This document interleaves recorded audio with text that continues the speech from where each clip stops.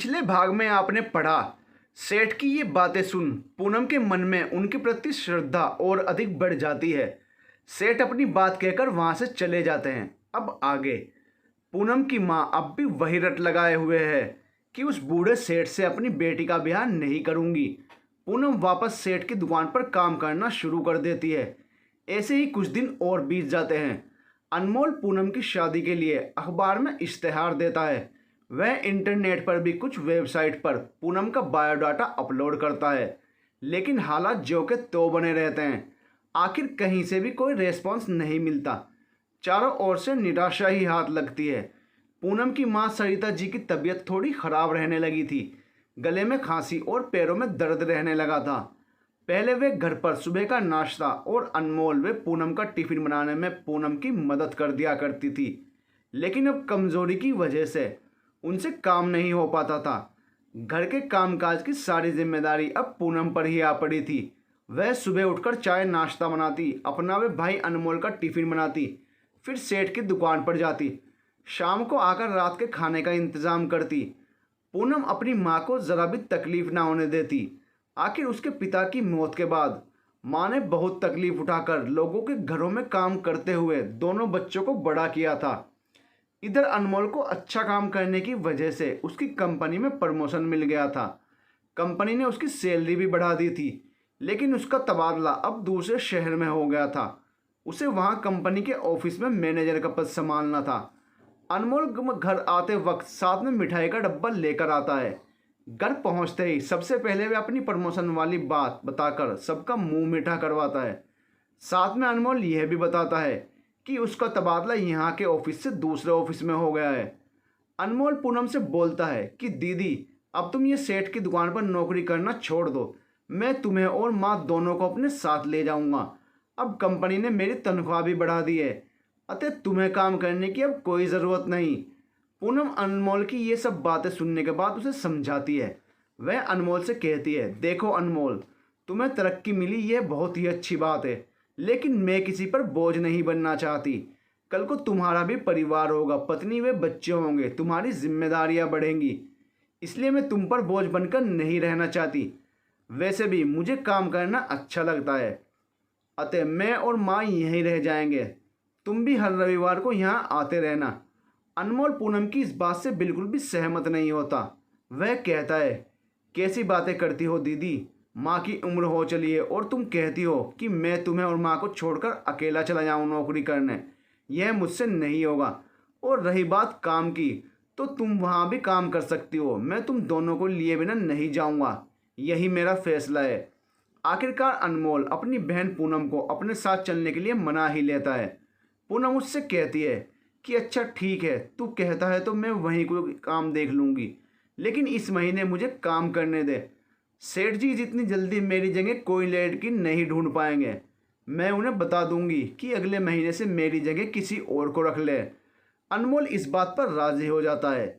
वह बोलता है, ठीक है, मैं अगले महीने आकर तुम दोनों को ले जाऊंगा, लेकिन मुझे तो इस सोमवार को ही वहाँ ज्वाइन करना है, इसलिए मैं कल शाम वाली ट्रेन से ही रवाना हो जाऊंगा। पूनम व उसकी माँ अनमोल की सब तैयारियां कर देते हैं। अगले दिन अनमोल ट्रेन में बैठकर चला जाता है। उस समय बरसात का मौसम चल रहा था। 2 दिनों से लगातार टिप टिप बारिश हो रही थी। मौसम में कुछ ज़्यादा नमी हो चली थी। अगले दिन पूनम सेठ की दुकान पर जाकर उन्हें सूचना दे देती है कि वह अब अगले महीने से काम पर नहीं आएगी। सेठ जी उससे कहते हैं कि पूनम, तुम्हारे जैसे अच्छे और ईमानदार कर्मचारी की वजह से ही आज मेरी दुकान पर इतने ग्राहक आते हैं और संतुष्ट होकर खरीदारी करके जाते हैं। अगर भविष्य में कोई भी दिक्कत हो तो मुझे अवश्य ही बताना। फिर सेठ और पूनम दोनों ही अपने काम में लग जाते हैं। इधर सरिता जी घर पर अकेली चारपाई पर लेटी हुई थी। दोपहर का समय था। सरिता जी की खांसी रुकने का नाम ही नहीं ले रही थी। पूनम तो आज भी अपने पास मोबाइल नहीं रखती थी। सेठ की दुकान उसके घर के पास ही थी। अगर कुछ काम होता भी तो पूनम लंच टाइम में घर चली जाया करती या दुकान की लैंडलाइन से अपनी माँ को कॉल कर लेती। सरिता जी के पास वही पुराना मोबाइल था। ज़्यादा तबीयत खराब होने पर उन्होंने सेठ की दुकान पर फ़ोन लगाया। उधर से सेठ ने फ़ोन उठाया। हेलो, हाँ जी, कौन बोल रहा है? जी, मैं पूनम की माँ सरिता बोल रही हूँ। मेरी तबीयत खराब हो रही है, अतः आप पूनम को जल्दी से घर भेज दीजिए। सेठ जी पूनम को उसकी माँ की तबीयत खराब होने की सूचना देते हैं। वे खुद अपनी कार से उसे घर तक छोड़ देते हैं। पूनम सेठ की कार से उतरकर दौड़ती हुई अपने घर में घुसती है। उसकी माँ सरिता पलंग पर बेहोश पड़ी थी। पूनम के सेठ जी कार स्टार्ट करके जाने ही वाले थे कि इतने में पूनम की माँ माँ करके जोरों से चिल्लाने की आवाज़ें उनके कानों तक पहुंचती है। सेठ तुरंत कार से उतरकर पूनम के घर में प्रवेश करते हैं। अपनी माँ को बेसुध देखकर पूनम अपने होश खो बैठती है। वह ज़ोर ज़ोर से रो रही होती है। सेठ जी तुरंत उसकी माँ को उठाकर अपनी कार में हॉस्पिटल ले जाते हैं। वह एक प्राइवेट हॉस्पिटल होता है। डॉक्टर तुरंत ही सुनीता जी का इलाज शुरू कर देते हैं। डॉक्टर चेकअप करके पूनम व सेठ को बताते हैं कि सरिता जी को टीबी की बीमारी है। बहुत ज़्यादा खांसने और कमज़ोरी की वजह से वह बेहोश हो गई थी। डॉक्टर बताते हैं कि सरिता जी की टीबी बढ़ रही है, तुरंत ही उनका इलाज शुरू करना होगा, अन्यथा बीमारी बढ़ने पर परिणाम और भी गंभीर हो सकता है। सेठ जी डॉक्टरों को तुरंत पूनम की मां का टीबी का इलाज शुरू करने को बोलते हैं। वह पूनम से कहते हैं कि तुम पैसों की चिंता बिल्कुल ना करो, बस अपनी मां का ख्याल अच्छे से रखो।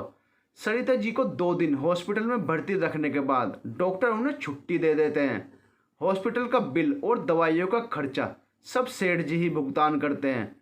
पूनम अनमोल को फ़ोन पर ये सारी बातें बताती है। अनमोल तुरंत ही अगले दिन की ट्रेन पकड़कर अपनी माँ से मिलने निकल पड़ता है। हालांकि अभी तक सरिता जी पूनम के लिए आए हुए सेठ जी के रिश्ते के लिए राजी नहीं थी, लेकिन सेठ की दयालुता देखकर वह भी पिघल उठती हैं। पूनम के मन में भी सेठ के प्रति आदर की भावना और बढ़ जाती है। पलंग पर लेटे लेटे सरिता पूनम से कहती हैं कि तेरे सेठ जी तो बड़े भले मानुष मालूम पड़ते हैं। मेरा समय पर इलाज करवाकर हम गरीब पर बहुत बड़ा एहसान किया है उन्होंने। मैंने उनका रिश्ता तेरे लिए इस वजह से ठुकरा दिया था क्योंकि उनकी और तेरी उम्र में बहुत फ़र्क है। पूनम अपनी माँ से कहती है, माँ, भगवान ने मुझे सांवली बनाया, शायद इसलिए क्योंकि मेरी शादी सेठ जी जैसे अच्छे इंसान से हो सके। पूनम की माँ पूनम से कहती है कि बेटी, मैं ठीक होते ही सबसे पहले सेठ के घर जाकर सेठ की बूढ़ी माँ से तेरी शादी की बात करूँगी। आज अनमोल के ना होने पर तेरे सेठ ने जो हमारी मदद की है, उसके बाद से मेरे हिसाब से तेरे लिए सेठ जी से अच्छा दूसरा वर्ण नहीं हो सकता। इतने में अनमोल घर पहुंचता है। सेठ जी के बारे में सुनकर कि कैसे उन्होंने उसकी माँ और बहन की मदद की, उसको भी अपनी गलती का एहसास होता है। आखिर वह भी पूनम की सेठ से शादी के लिए राजी हो जाता है। थोड़ी तबीयत सही होने पर सरिता जी अनमोल के साथ सेठ जी के घर पहुंचती हैं और सेठ की माँ से पूनम और सेठ की शादी की बात करती हैं। बूढ़ी सेठानी बोलती है, पूनम, तुमने शादी के लिए हाँ करके हमारे परिवार पर बहुत बड़ा उपकार किया है। सेठ की दुकान से आने पर उसकी माँ उसे बताती हैं कि पूनम और उसका परिवार शादी के लिए राजी है। सेठ पूनम को काफ़ी समय से जानते थे, इसलिए वह भी शहर इस रिश्ते को स्वीकार कर लेते हैं। पूनम और सेठ के विवाह की तैयारियां होने लगती हैं। एक निश्चित तिथि पर दोनों का विवाह संपन्न करवा दिया जाता है। आज सरिता जी बहुत बड़ी जिम्मेदारी से मुक्त हो गई हैं। आखिर उनकी बेटी का विवाह जो हो गया है। सरिता जी अब अनमोल के साथ जाने का निश्चय करती हैं और वो शहर छोड़कर वह भी अपने बेटे के साथ चली जाती हैं। पूनम विदा होकर सेठ के घर दुल्हन बनकर आती है। बूढ़ी सेठानी उसे चाबियों का गुच्छा देते हुए कहती है, बेटी, अब से तुम ही इस घर की मालकिन हो। सेठ की बेटी और बेटा कुछ दिनों तक पूनम से थोड़ी दूरी बनाकर रखते हैं। हालांकि बाद में पूनम अपने अच्छे स्वभाव से उन्हें भी अपना बना लेती है। पूनम के ससुराल में किसी चीज़ की कोई कमी न थी। ठाट बाट, नौकर चाकर सब कुछ था। लेकिन अभी भी पूनम की एक इच्छा थी जो पूरी नहीं हो सकी थी। वह थी उसकी पढ़ाई। पिता की मौत के बाद माँ ने ही पूनम और उसके भाई को बड़ा किया था। अपनी माँ के कंधों का बोझ कम करने के लिए पूनम को अपनी पढ़ाई बीच में ही छोड़नी पड़ी थी। वह केवल 10वीं तक पढ़ी थी। वह आगे पढ़ना चाहती थी। उसने अपनी इच्छा पहले अपनी सास को बताई कि वह आगे पढ़ना चाहती है, लेकिन सास आखिर सास जो ठहरी, वो भी पुराने ज़माने की बूढ़ी खूसट बुढ़िया। उसने पूनम की बातों को अनसुना कर दिया और पूनम से कहने लगी, अरे बहू, ये पढ़ना लिखना छोड़ो, अब अपनी घर गृहस्थी अच्छे से संभालो। आखिर मेरे बेटे की पहली पत्नी के मरने के बाद सारी जिम्मेदारी मुझ पर आन पड़ी थी, इसलिए उसकी दूसरी शादी तुमसे करवाई मैंने। आखिर मेरा भी तो उम्र हो चुकी है, कब तक जिंदा रहूंगी मैं? फिर मेरे ये पोता पोती भी बड़े हो रहे हैं, आखिर उनका ख्याल भी तो तुम्हें ही रखना है। सौतेली ही सही, पर माँ हो तुम उनकी। असल में पूनम की कहने को तो शादी हो गई थी, परंतु जिंदगी की असली जंग अब शुरू हुई थी उसके लिए। ससुराल आते ही उसकी बूढ़ी सास ने घर की सारी जिम्मेदारी पूनम पर थोप दी थी। पूनम के पति सेठ जी स्वभाव से एक अच्छे इंसान थे, लेकिन वे अपनी दुकानदारी में ही व्यस्त रहते थे। उनको हर महीने दुकान का माल लेने के लिए बाहर बड़े शहर जाना होता था। दिन का समय उनका दुकान पर बीतता, शाम को घर आते तो समय दुकान का हिसाब किताब करने में निकल जाता। फिर रात को इतनी थकावट हो जाती कि बेटे राकेश से पैर दबाकर सीधे नींद की गिरफ्त में चले जाते। पूनम का सारा समय घर पर ही बीतता। पूनम के लिए तो मानो उसके पति के पास समय ही नहीं था। वह काफ़ी दिनों से कोशिश कर रही थी कि एक न एक दिन समय निकाल कर अपने पति से अपनी पढ़ाई फिर से शुरू करने के बारे में जिक्र करेगी, लेकिन सेठ जी इतना व्यस्त रहते कि पूनम को मौका ही नहीं मिल पा रहा था उनसे इस बारे में बात करने का। सेठ का परिवार बड़ा धार्मिक प्रवृत्ति का था। सभी धार्मिक अनुष्ठान व पूजा पाठ बड़े विधि विधान से की जाती थी तथा उनके घर में हर त्यौहार बड़ी धूमधाम से मनाया जाता था। इस बार पूनम की पहली करवा चौथ थी। करवा चौथ से कुछ दिन पहले बूढ़ी सास पूनम से आकर कहती है, मेरी बड़ी बहू यानी कि मेरे बेटे की पहली पत्नी करवा चौथ का व्रत रखती थी। पूनम, मेरी इच्छा है कि तुम भी इस व्रत को रखो। पूनम अपनी सास से बोलती है कि जी मम्मी, मैं करवा चौथ का व्रत जरूर रखूंगी आपके बेटे के लिए। ऋचा पूनम के पति की पहली पत्नी की बेटी थी। वह कॉलेज में फर्स्ट ईयर में पढ़ती थी। ऋचा के लिए पूनम माँ कम और एक सहेली ज़्यादा थी। वह पूनम से कहती है कि छोटी माँ, आप ये जो करवा चौथ का व्रत पिताजी के लिए रख रही हो, इसी व्रत को मेरी माँ भी रखती थी। जिस दिन माँ का व्रत होता था उस दिन मैं पिताजी से अपनी मनचाही वस्तु मांग लेती थी और पिताजी उन्हें मना भी नहीं कर पाते थे। अब पूनम के दिमाग में एक युक्ति सूझी। उसने सोचा, क्यों ना करवा चौथ वाले दिन मैं भी अपने पति से अपने मन की इच्छा जाहिर करूं कि मैं आगे पढ़ना चाहती हूं। बस फिर क्या था, करवा चौथ का दिन आया। फिर पूनम अपनी सौतेली बेटी ऋचा के साथ करवा चौथ का सामान जैसे करवे, फल फूल इत्यादि ले आती है। पूनम करवा चौथ का व्रत रखती है। जब शाम को चांद निकलते ही उसके पति उसका व्रत खुलवाने आते हैं। पूनम छलनी में चांद और अपने पति की सूरत को देखकर अपना व्रत पूर्ण करती है। सेठ जी पूनम से कहते हैं, पूनम, आज तुम्हारा पहला करवा चौथ है, बोलो तुम्हें क्या चाहिए, हम तुम्हें ला कर देंगे। पूनम काफ़ी हिम्मत जुटाकर अपने पति के आगे अपनी पढ़ने की इच्छा जाहिर करती है। पूनम की आगे पढ़ने की इच्छा जानकर सेठ जी पूनम से कहते हैं, पूनम, तुम एक बहुत ही सुलझी हुई लड़की हो। तुमने मेरी माँ, बच्चों और इस घर की सारी जिम्मेदारी बहुत अच्छे से संभाल रखी है। अगर तुम पढ़ना चाहती हो तो बेशक पढ़ सकती हो, लेकिन याद रहे, मेरे लिए मेरा परिवार ही सब कुछ है। तुम्हारी पढ़ाई के चक्कर में मेरा परिवार बिखरना नहीं चाहिए। पूनम अपने पति को आश्वासन देती है कि उसकी पढ़ाई कभी भी परिवार और रिश्तों के बीच नहीं आएगी। सेठ पूनम से कहते हैं कि ठीक है, कल ही तुम ऋचा के साथ जाकर किसी स्कूल में 12वीं में दाखिला ले लेना। और हाँ, याद रहे कि तुम रोज़ स्कूल तो जा नहीं पाओगी, तो उन लोगों से पहले ही बात कर लेना कि सीधे इम्तिहान देने ही पहुंचोगी। बाकी पढ़ने में तुम्हें जो भी दिक्कत लगे तो घर पर दोनों बच्चे ऋचा और राकेश तुम्हारी मदद कर देंगे। खैर, पूनम ने खामोशी से सिर हिलाकर हामी भर दी। आखिरकार काफ़ी पाबंदियां लगाते हुए आगे पढ़ने के लिए हाँ तो कर दिया पतिदेव ने। उसके लिए यही काफ़ी था। अगले दिन पूनम अपनी सौतेली बेटी ऋचा और बेटे राकेश के साथ कुछ स्कूलों का मुआयना करती है। आखिरकार एक प्राइवेट स्कूल में पूनम को दाखिला मिल जाता है। उस स्कूल की प्रधान अध्यापिका एक विधवा महिला थी। वह पूनम को 12वीं में आर्ट्स सब्जेक्ट लेने की सलाह देती हैं और स्कूल से कुछ किताबें भी दिलवा देती हैं। साथ ही उसके द्वारा एक बार फिर से पढ़ने के लिए उठाए गए कदम की सराहना भी करती हैं।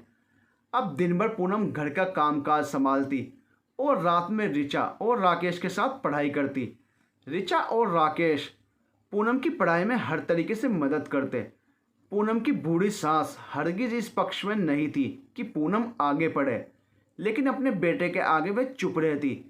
पूनम की शादी तो हो गई थी, परंतु वैवाहिक सुख शायद उसके नसीब में नहीं था। सेठ जी ने पूनम से शादी इसलिए की थी ताकि उनके बच्चों को एक माँ मिल जाए, घर में एक जिम्मेदार बहू की कमी पूरी हो जाए। बाकी सेठ शायद और औलाद पैदा करना ही नहीं चाहते थे। यही कारण था कि पूनम का कमरा अलग था उस बड़े से घर में, और सेठ कभी पूनम के कमरे में झांकते नहीं थे। ऐसा लगता था मानो पूनम को सोने के रथ पर बिठा तो दिया गया हो, लेकिन वहाँ उसके साथ बैठने वाला कोई ना था। वह अकेली ही इस जिंदगी रूपी रथ पर सवार थी। वह बहुत ही महत्वाकांक्षी थी। उसने कभी सेठ जी से इस बात की शिकायत नहीं की कि इस घर में उसे एक बहू और मालकिन का दर्जा तो सेठ ने दिया, लेकिन उसको अपनी पत्नी होने का हक नहीं दे पाए। उसका सांवला रंग जो हर बार उसकी शादी में रुकावट बन जाता था, अब सेठ ने उसके सांवले रंग को नज़रअंदाज करके उससे शादी कर ली। उसकी माँ के लिए तो मानो गंगा नहाने जैसा काम था। साथ ही सेठ जी ने उसकी इतनी मदद जो की थी, उसकी बीमार माँ का खर्चा उठाया था। बस इन्हीं सब एहसानों के बोझ तले पूनम ने सेठ के बच्चों और उसके घर को संभालने में अपना सारा जीवन मानो बलिदान दे दिया हो। कहते हैं कि ज़रूरी नहीं कि रूपवान ही गुणवान हो। यही बात पूनम पर सही साबित होती थी। वह सांवली होकर भी अपने गुणों से सबका मन मोह लेती थी। घर के कामकाज से फुर्सत होने के बाद पूनम को जब भी खाली समय मिलता वह पढ़ाई करती। जल्द ही 12वीं की बोर्ड की परीक्षा आने वाली थी। पूनम के मन में एक अजीब सा डर था। आखिर काफ़ी समय बाद पूनम ने अपनी पढ़ाई जो शुरू की थी, घर के कामकाज करने के बाद जो भी खाली समय बचता उसमें पूनम अपनी पढ़ाई करती। आखिर पूरी मेहनत और लगन के साथ पूनम 12वीं की परीक्षा उत्तीर्ण कर लेती है, और जब रिजल्ट आता है तो वह फर्स्ट डिवीज़न से पास होती है। पूनम की खुशी का ठिकाना नहीं था। अब वह ऋचा के ही कॉलेज में फर्स्ट ईयर में दाखिला ले लेती है। पूनम अपनी पढ़ाई जारी रखती है। धीरे धीरे समय निकलता जाता है और वह अपना ग्रेजुएशन भी पूरा कर लेती है। इस बीच पूनम के पति की तबीयत थोड़ी खराब रहने लगती है। वे अब दुकान पर जाने में असमर्थ रहने लगे थे। दुकान की कुछ जिम्मेदारियां जैसे नया माल मंगवाना, दुकान का हिसाब किताब देखना आदि की जिम्मेदारी अब पूनम ने ले ली थी। सेठ का बेटा राकेश अभी छोटा था, अतः वह दुकान नहीं चला सकता था। पूनम काफ़ी सालों तक उसी दुकान पर काम कर चुकी थी। सारे ग्राहक भी पूनम को अच्छी तरह से पहचानते थे, अतः उसे दुकान चलाने में कोई दिक्कत नहीं हुई। अब पूनम घर के साथ साथ दुकान को भी बहुत अच्छी तरह चला रही थी। एक दिन पूनम घर का काम निपटाकर दुकान पर जाने ही वाली थी कि अचानक सेठ की तबीयत ज़्यादा खराब हो जाती है। उन्हें सांस लेने में तकलीफ होने लगती है। पूनम ऋचा और राकेश के साथ सेठ को डॉक्टर के पास ले जाती है। डॉक्टरी जांच में पता चलता है कि सेठ को फेफड़ों का कैंसर है। उनके पास केवल कुछ ही महीने शेष हैं। जिंदगी में एक बार फिर पूनम के ऊपर मुसीबतों का पहाड़ टूट पड़ा था। सेठ की आखिरी इच्छा थी कि मरने से पहले अपनी बेटी ऋचा की शादी करवा दे, परंतु सेठ की स्थिति अब चिंताजनक होने लगी थी। उनकी तबीयत दिन प्रतिदिन बिगड़ती जा रही थी। सेठ का अब अपनी बेटी का रिश्ता लेकर लड़के वालों के घर जाना मुश्किल था, अतः पूनम ने यह जिम्मेदारी उठाने की सोची। वह खुद अपनी सौतेली बेटी ऋचा का रिश्ता लेकर लड़के वालों के घर गई। बातचीत की लड़का एक सरकारी विभाग में अफसर था। तय तारीख पर वे लोग पूनम व सेठ के घर उनकी बेटी ऋचा को देखने आए। लड़के को ऋचा पसंद आ गई। विवाह की तारीख निकाली गई। विवाह का सब काम पूनम को ही देखना था। पूनम ने अकेले ही ऋचा और राकेश के साथ मिलकर शादी की तैयारियां की। तय दिनांक पर ऋचा का विवाह शांतिपूर्ण तरीके से संपन्न हुआ। सेठ ये सब देखकर बहुत खुश थे कि उनके जाने के बाद पूनम उनके परिवार के लिए ढाल बनकर खड़ी रहेगी। पूनम अब अपने सौतेले बेटे राकेश को भी पढ़ाई के साथ साथ दुकान के कामकाज और दुनियादारी सिखा रही थी। देखने में सांवली सी लगने वाली पूनम इतनी गुणवान होगी, ये सेठ और उसके परिवार को भी नहीं पता था। आखिर वो दिन आ ही गया जब सेठ ने अंतिम सांस ले ली, इस दुनिया को अलविदा कर दिया। अब पूनम ही उसके परिवार के लिए एकमात्र सहारा थी। वह अपनी जिम्मेदारी अच्छी तरह निभा रही थी।